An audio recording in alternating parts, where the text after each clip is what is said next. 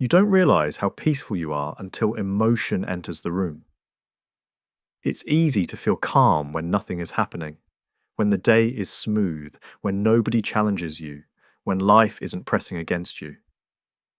But peace isn't measured in silence. It's measured in disruption. The real question is who you are when something happens, when anger shows up, when fear hits unexpectedly, when emotions feel strong and logic gets quiet. That's where control is revealed, not in calm moments, but in emotional ones. Anger feels powerful. Your voice gets louder, your body gets tense, and your thoughts speed up. It feels like strength, but anger shortens your reaction time, and short reactions often create long consequences. You might argue with someone at work who says something that hits your pride. Voices rise, words sharpen, and emotion takes control. You say something you can't take back. HR gets involved. Tension builds. Eventually, you lose your job because the situation escalated. That one moment just altered your financial stability. But a peaceful person handles that moment differently. He still feels the insult. He still feels his pride react, but he lowers his voice instead of raising it. He shortens the conversation instead of extending it. He understands some arguments aren't worth his position, so he walks away early. Not because he's weak, but because he's strategic. Peace doesn't remove anger, it prevents anger from steering outcomes. Fear works differently. Anger explodes, but fear imagines. It creates worst-case outcomes before anything even happens. You get called into your manager's office unexpectedly, and your mind starts racing. Am I in trouble? Am I getting fired? What did I do? Nothing has happened yet, but fear is already reacting. Without peace, fear changes your behavior. You over-explain, talk too much, and defend yourself before anyone accuses you. You create tension that wasn't even there. A peaceful person still feels fear, but he doesn't let it control his posture or words. He listens first, responds calmly, and waits for facts.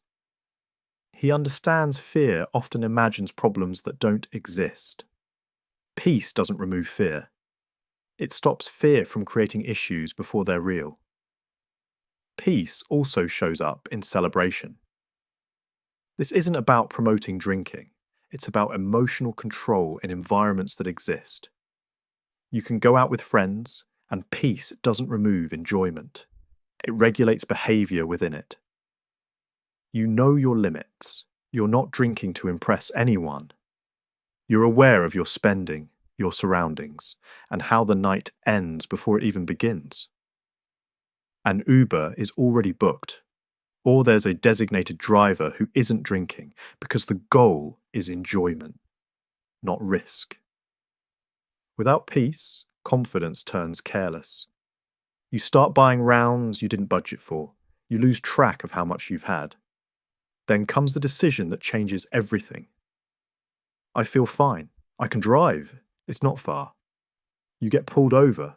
Or worse, an accident happens. Now you're sitting in reflection, realizing the night wasn't the problem. The lack of control was. Peace allows enjoyment without losing awareness. Emotional decisions affect finances too. This isn't about condemning financing a car. Financing can be strategic. It's about the emotional state you're in when you sign. You walk into a dealership where everything is designed to excite you. The lighting is perfect, the presentation is polished, and the salesperson is affirming you. Emotion rises. You imagine yourself driving the car, parking it, being seen in it. Without peace, you finance from excitement. You stretch the payment, ignore the interest, and overlook the long-term wait because emotion made the decision. But a peaceful person slows that moment down. He reviews the numbers alone and asks, does this fit my structure? Does this support my position? Or is this emotional? Sometimes peace says, not yet, not because he can't afford it, but because alignment matters more than excitement. Peace protects stability from impulse. Sadness tests peace differently. It doesn't rush you, it drains you. Energy drops, motivation fades, and everything feels heavier. Without peace, sadness becomes collapse. You stop showing up, stop moving, and stop progressing. But a peaceful person still feels sadness. He just doesn't abandon structure. He keeps small routines and basic discipline, even when motivation is low. Peace doesn't remove sadness. It prevents sadness from taking over your life. Peace doesn't stop emotions. It shortens their disruption. You still get angry, but instead of days, it becomes minutes. You still feel fear, but you wait for facts. You still enjoy celebration, but with awareness. You still feel sadness, but you don't collapse. Without peace, emotions linger. They leak into conversations, decisions, and perception. With peace, emotion passes through you instead of living inside you. Anyone can feel calm when nothing is happening. The real question is who you are when something is. When someone disrespects you, when fear challenges your security, when emotions feel strong and logic gets quiet, when opportunity excites your ego, when life alters your path. That's when peace becomes visible, not in silence, but in control. And the man who can regulate anger, fear, celebration, financial impulse, and grief without collapsing or escalating has an advantage most people don't understand. Because emotional discipline protects decisions, and decisions shape life, not feelings. Feelings will always come. Peace determines what they're allowed to control.